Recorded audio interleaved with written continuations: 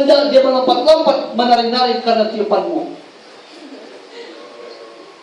Saudaraku yang kekasih, ini penyembahan setan. Ini iman setan. Setan hanya lari dan takut kepada orang yang penuh dengan Roh Kudus. Tidak oleh karena perbuatan kita seperti ini.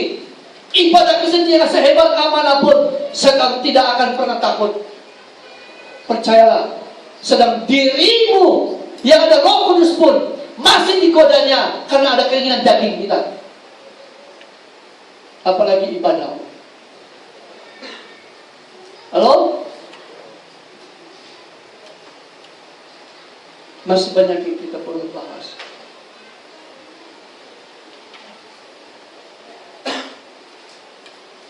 Saya ingin ulang apa yang kita belajar hari ini tentang tanggung jawab gereja. Itu tanggung jawab adik-adik semua. Kita harus membawa kepenuhan rohani yang besar. Bagaimana kepenuhan rohani yang besar ini bisa terjadi? Bermula pertama, langkah awal harus kita miliki. Kita harus bertanggung jawab terhadap firman Tuhan. Bertanggung jawab sungguh-sungguh dengan firman yang dipercayakan Tuhan kepada kita. Siapa lagi yang Tuhan mau percayakan firman? Kalau bukan gerejanya, kalau bukan Anda, kalau bukan orang Kristen. Saya tidak cakap ini untuk kita saja, sebenarnya untuk semua orang Kristen di dunia ini. Tanggung jawab kita terhadap firman Tuhan, kita harus mempelajari firman Tuhan itu dengan benar. Yang kedua, kita harus menegakkan kebenaran firman Tuhan itu. Karena itu firman yang milik kita. Sampai Rasul Paulus katakan, aku ada di sini, di penjara, oleh karena Injil. Celakalah, kata Rasul Paulus, jika aku tidak memberitakan Injil. Dan Yesus mengatakan, aku datang bukan untuk dilayani, melainkan untuk melayani, melakukan kehendak Bapa-Ku sampai tuntas. Untuk apa Yesus mati di kayu salib? Untuk menegakkan firman, menegakkan kebenaran. Karena dia bertanggung jawab terhadap firman yang adalah dirinya sendiri. Yang kedua, tanggung jawab kita tanggung jawab gereja yang kedua itu terhadap jiwa-jiwa atau semua orang di dunia ini.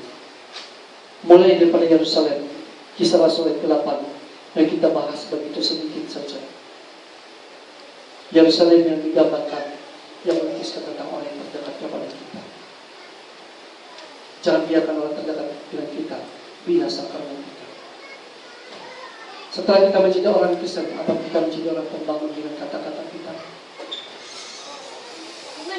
Adakah saudara kita dibangun dengan kata-kata kita? Adakah boyfriend girlfriendmu dibangun dengan kata-kata kita? Anak-anakmu yang punya boyfriend girlfriend, tidak usah meyakinkan boyfriend girlfriendmu dengan kata-katamu yang bohong.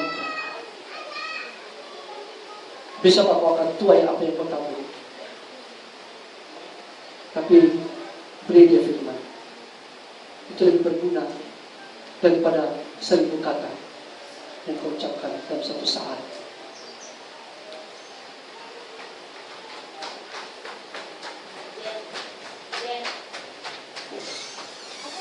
Dan tanggung jawab gereja yang ketiga yang kita melihat tadi, adanya akhir zaman.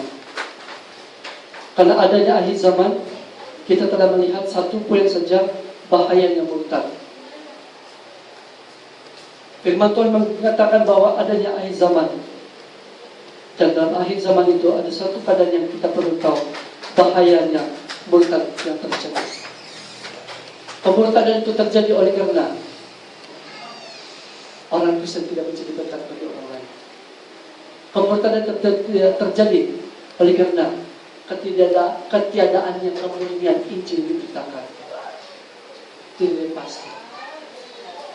Kemurtadan terjadi oleh karena kehidupan Kristen, kehidupan gereja yang tidak menjadi berkat. Dan iblis pakai itu. Dan yang kita tidak bahas, ada beberapa hal di antaranya. Yang tadi bahaya murtad, yang kedua bahaya meninggalkan kasih yang sempurna. Anda boleh membaca ayat ini nanti, Wahyu pasal 2 ayat 1-7. Wahyu pasal 2 ayat 1 sampai 7. Di akhir zaman ada bahaya, paling bahaya terjadinya kehidupan Kristen yang meninggalkan kasih semula. Saudaraku, walaupun mereka hebat, Efesus hebat dalam teologi, mereka dapat mengesatkan ajaran-ajaran sesat. Mereka juga dapat mengesatkan roh-roh jahat. Mereka semua sempurna dalam segala hal. Tetapi satu hal yang mereka terlalu tinggalkan, yaitu kasih semula. Apa sebab mereka meninggalkannya? Tertinggal ini karena mereka sibuk melihat keperluan yang di luar. Akhirnya mereka tidak dapat melihat kasih antar sesama. Itu saya katakan tadi, bukan ikut Tuhan seperti yang kita pikir. Sepele, rendah. Tetapi tidak mustahil bagi Tuhan untuk kita semua.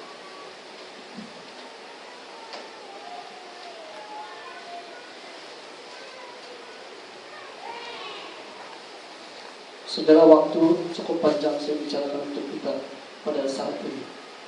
Dan sebelum kita berdoa, saya ingin menyampaikan kepada kita. Tujuan firman yang saya ajarkan hari ini adalah, saya mau masing-masing kita tolong berdoa. Kalau Anda mau tetap, kalau Anda mau mengatakan saya mau menjadi anggota RSCM, maksudnya mau menjadi anggota mahasiswa di sini. Ini bukan anggota gereja. Engkau yang SIB tetap SIB. Kalau kau SDA tetap SDA. Kalau kau RC tetap RC. Kalau kau FGA FGA. Kalau kau gospel lah kau tuh. Kalau kau Yesus benar, tetap Yesus itu benar. Apa saja kau punya gereja, silakan saja engkau di sana. Tapi kalau Anda mau menjadi mahasiswa di sini, bukan berarti saya keluarkan cancelkan organisasimu. Engkau tetap mahasiswa di sini. Jadi engkau mendaftar diri menjadi mahasiswa di sini.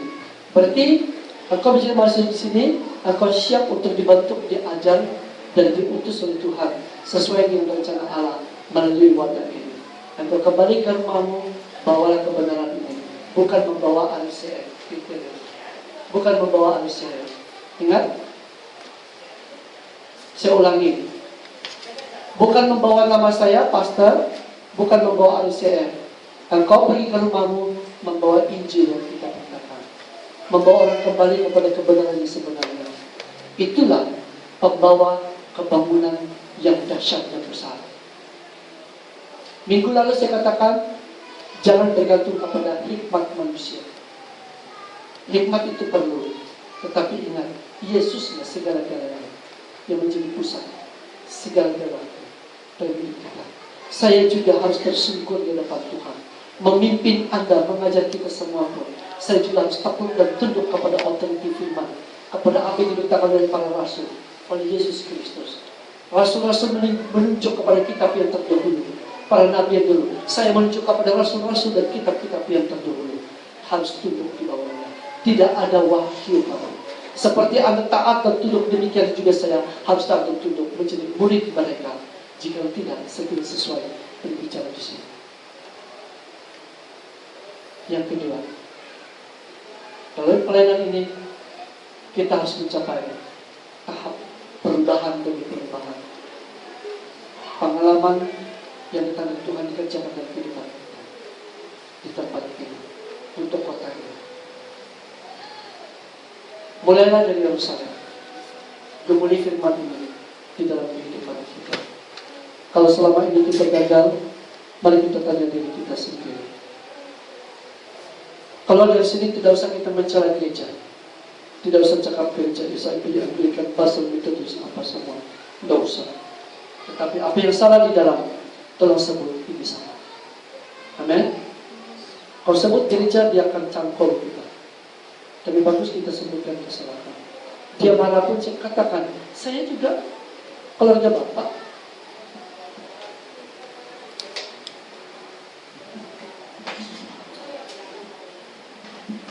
Mari kita letakkan kepada Tuhan.